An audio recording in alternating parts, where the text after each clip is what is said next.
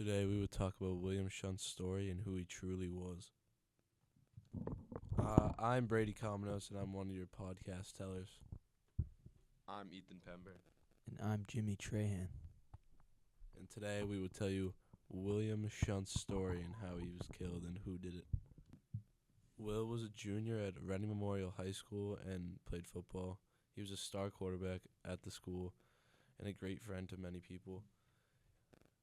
One day he was walking through the library and took a shortcut to his learning center class above the library, so he took stairwell 9, and he ended up being killed in stairwell 9.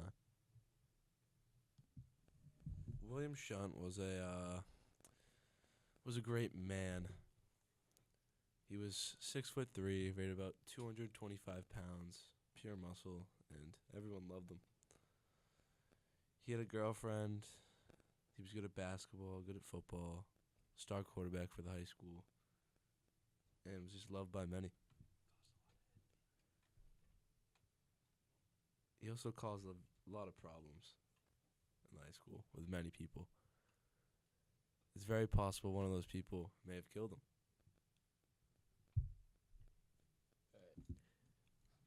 Because of all these amazing traits about him, there was a lot of envy revolved around William Shunt. Many people wanted to see this king of RMHS dethroned. Today, we will learn more about just how awful jealousy can be. Here's one of his basketball teammates, Jimmy Trahan, to speak about William Shunt. One time, during practice, Will was so good at basketball, he drove through the entire team and dunked it on the other end, and then walked out of practice. Another time during this season, Coach benched him in the middle of the game, and he walked off the floor and punched him in the face. But the coach kept him on the team because they were scared of him. Even with all these people hating him, it was still very shocking to the community and the rest of the high school on why anyone would kill William Shunt. He was a great man and a great person and loved by many, many people. He had a lot of friends, went to every hangout, every party, and just had a good time. Now we will tell you about what happened that day and who really killed William Shunt. 12/15/23. The day William Shunt was murdered. Imagine you're William Shunt. After an amazing weekend of sports performances, you're feeling like the man. You're taking too long to get to class because of all of the ladies that are talking to you in the hallway. You have to get to your learning center class as soon as possible, so you take a shortcut through stairwell 9. On your way to class, in the middle of your walkover, you feel a sharp pain in the back, and after that, you never wake up. Here is Will Shunt's last moments before he was killed, walking into the stairwell 9. There's no video evidence inside the stairwell because it was cut off, but this is the last thing anyone has of William Shunt and his existence in this world. William Shunt was walking to his learning center class above the library and thought it was okay to take a shortcut that day. William Shunt's father always told him don't take shortcuts in life. And today he made that mistake of taking one. Overall, that cost him his life and cost William Shunt's father the loss of a glorious son like Shunt. There are very few people who knew about William Shunt's learning class above the library. He didn't like to tell many people about it, so they only had about 2 kids in his class named Evan Manfredi and Frankie Travasos. Those are the only 2 who knew about this class. William Shunt did not like telling anyone. He found it embarrassing and usually lied and said he had to study or anything else around those things. Here are all the people who walked in and out of Stairwell 9 after the time that he was announced dead. These people were all taken into question, and we'll get into more of that later.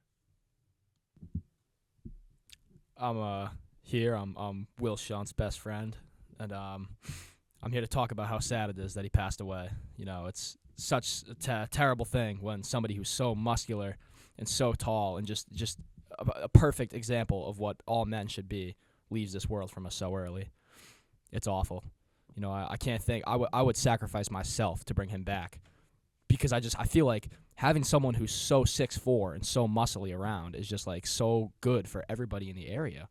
And without him, we just all feel like we're missing something. We're missing such an important piece of our day, such a great part of our life that has been taken from us.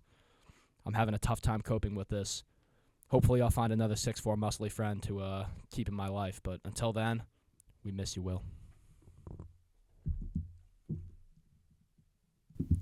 That was James Donahue, William Shunt's best friend. Very, very sad for what he's going through.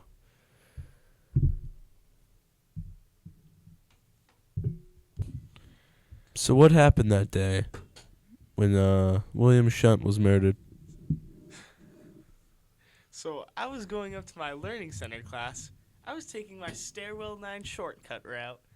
And when I went through there, I didn't see a Shunt. How was that possible that you didn't see William Shunt on the floor dead?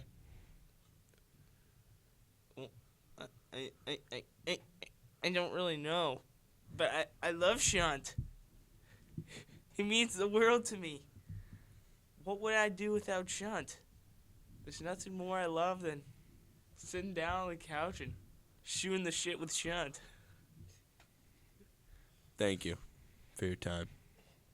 James Bust. What actually happened at the stairwell is actually known. Chunt walked it.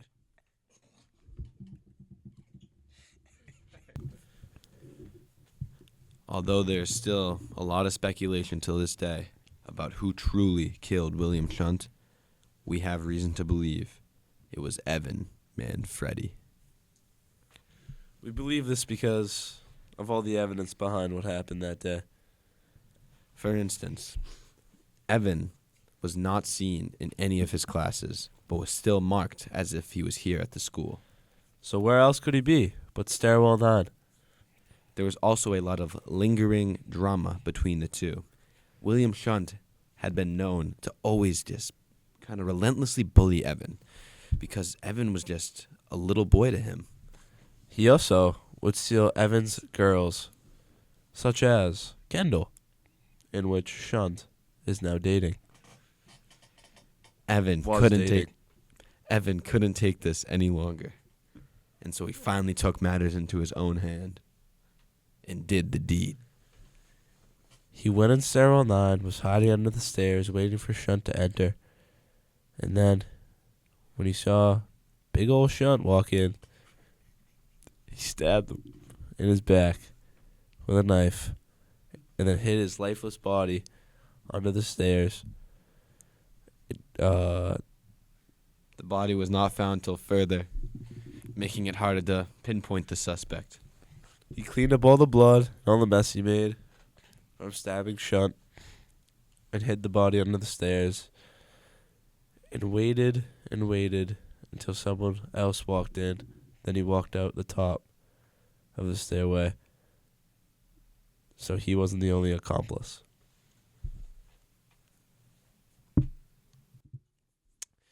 After these horrid actions transpired, the school was left devastated. A once glorious academy was now brought to ruin after their star, our hope, was murdered in broad daylight. And then Evan Manfredi.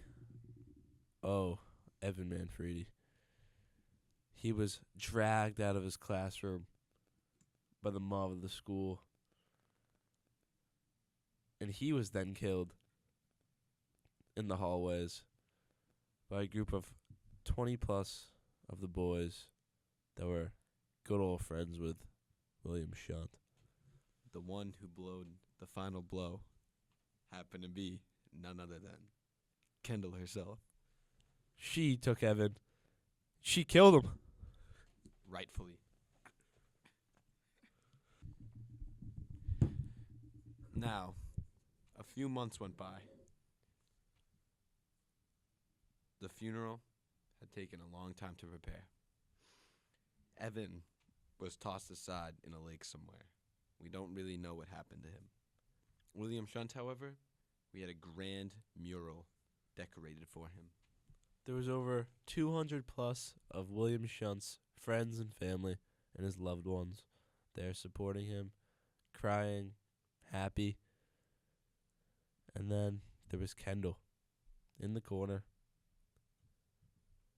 as the cops walked up to her, put her hands behind her, and took her away for life. She then was prosecuted for the death penalty. And now she could meet William Shunt in the gateways of heaven.